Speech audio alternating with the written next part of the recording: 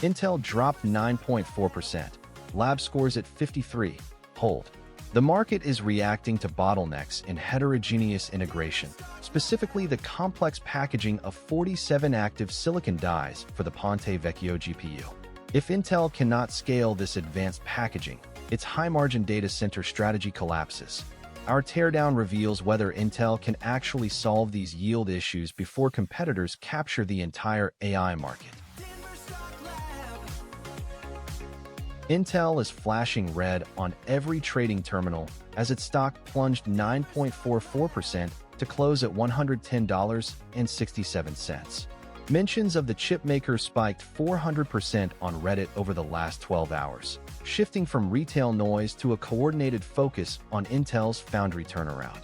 The market is panic pricing a broader semiconductor downturn, rotating capital out of hardware leaders following Samsung's warning on memory margins. While Wall Street treats this as a systemic collapse, retail investors have spotted a legitimate thesis. Intel's domestic manufacturing footprint remains insulated from near-term Asian supply chain shocks.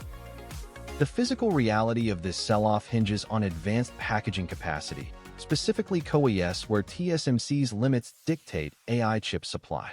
Intel's Ponte Vecchio GPU relies on 3D stacked HBM2E, which demands extreme interconnect density.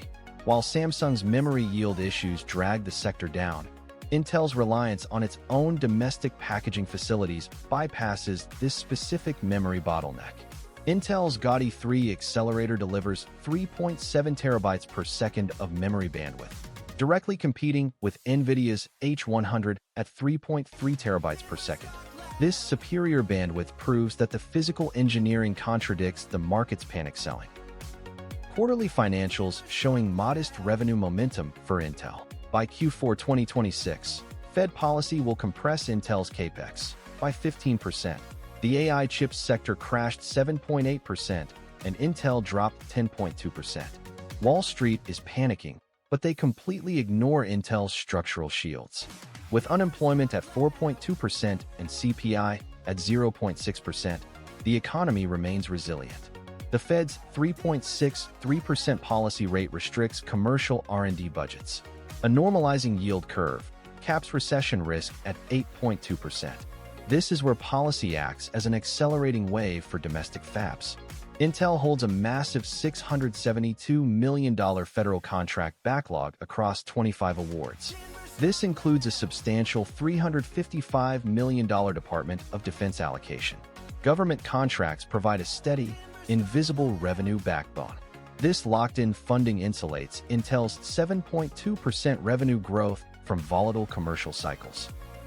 Geopolitical friction is the secondary wave crashing against domestic chip makers. Global trade faces intense tariff uncertainty under new political leadership. Intel's domestic manufacturing footprint shields its supply chain from these shocks. TrendForce warns of mature node capacity squeezes. This capacity squeeze will extend price increases into 2027. Consequently, Intel's US-based fabs become highly strategic national assets.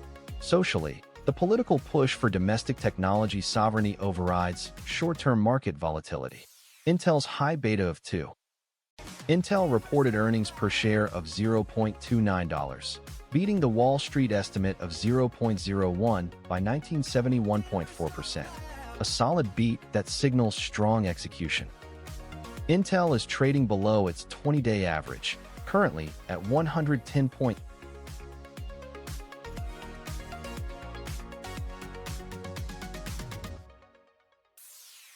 Management's headline, forecasted outlook. That phrase appears once in the 8K, buried, not bolded. It's the linguistic equivalent of a shrug. They're guiding without committing, using non-GAAP measures to soften the landing. Notice what's missing: no record demand, no AI inflection, just a vague nod to useful information for investors. That's PR code for we're not sure either. Meanwhile, insiders sold 61,280 shares in 90 days. No panic, but no confidence either. When executives dump stock while the CFO hides behind forecasted outlook, it's not a buy signal, it's a hedge. Retail's buzzing. Reddit mentions surged 4.7x overnight. StockTwits is 40% bullish. And the crowd's thesis is simple. Samsung's miss is noise, Intel's the real AI play. But here's the gap. While retail chants 115 close, institutions are trimming. Capital World investors cut 23%, and ARK's not buying. The short volume? Flat at 35.4%. No squeeze, no conviction. The market's pricing in a turnaround, but the only thing turning is the PR spin. EPS beat by 1971%? Sure, but that's math, not momentum. The real story is R&D, $13.8 billion, down 16.8% YOY. When a semiconductor company slashes R&D while touting AI leadership, it's not efficiency, it's a pipeline problem. The momentum breakdown for Intel, RSI sits at 40, pointing to neutral zone, waiting for a clear directional signal. MACD is currently bearish, with downward histogram pressure. Intel's bull case rests on heterogeneous integration, the packaging technique of combining different specialized silicon dies onto a single substrate, specifically the Ponte Vecchio GPU volume ramp. This hardware pushes Intel into exascale computing, unlocking $2 to $3 billion in AI server orders. But here is what breaks the bull thesis. Export controls on 7nm, the advanced process node that packs billions of transistors onto a single sliver of silicon, products block sales to Asian OEMs. While Goldman Sachs upgraded the stock to neutral, the 70.9 times forward earnings multiple leaves zero room for execution delays. Here is the question the board is hiding. Can Intel scale packaging yields for the Aurora ramp while Taiwan Strait tensions raise tariff risks? The lab's answer is no. Packaging multi-die architectures requires flawless substrate, the physical base layer that connects stacked silicon dies, supply chains. Disruption forces Intel to import higher-cost materials, erasing domestic margin benefits. Wall Street models a smooth ramp, but the physical supply chain is fractured. We must be accountable. On June 30, 2026, we issued a buy at $139.63. At price of $110.67. We are down 20.7%.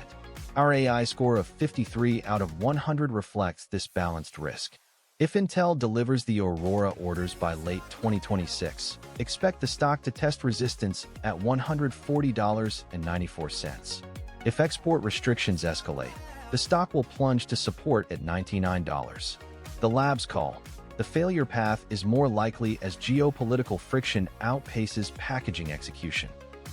Here's the macro picture shaping Intel.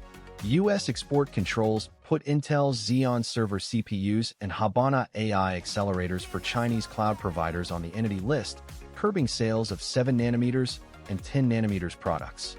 The CHIPS Act funds Fab 2 in Ohio.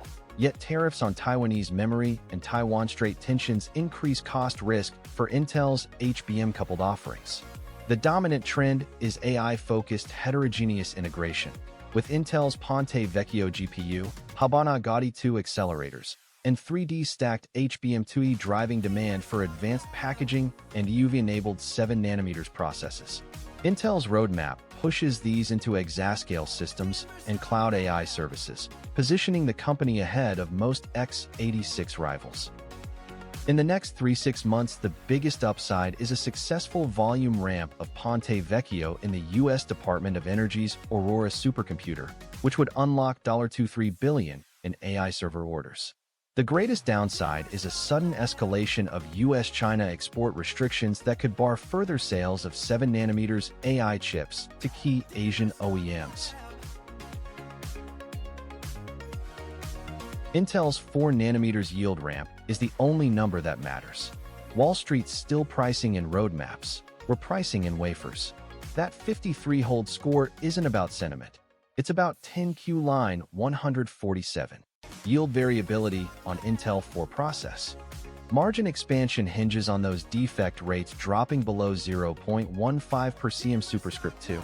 And until they do, every analyst upgrade is just noise. Is the hold signal on Intel a conviction move, or do you see a better entry ahead? Comment below. This isn't financial advice, it's engineering context. Markets move fast, data moves faster. Do your own research. Past performance never guarantees future results, and never trade on a single data point. If you want our full breakdown on Rocket Lab, the link is in the description. Subscribe so you don't miss Tuesday's deep dive. We're tearing down MPAK. The lab's verdict stands.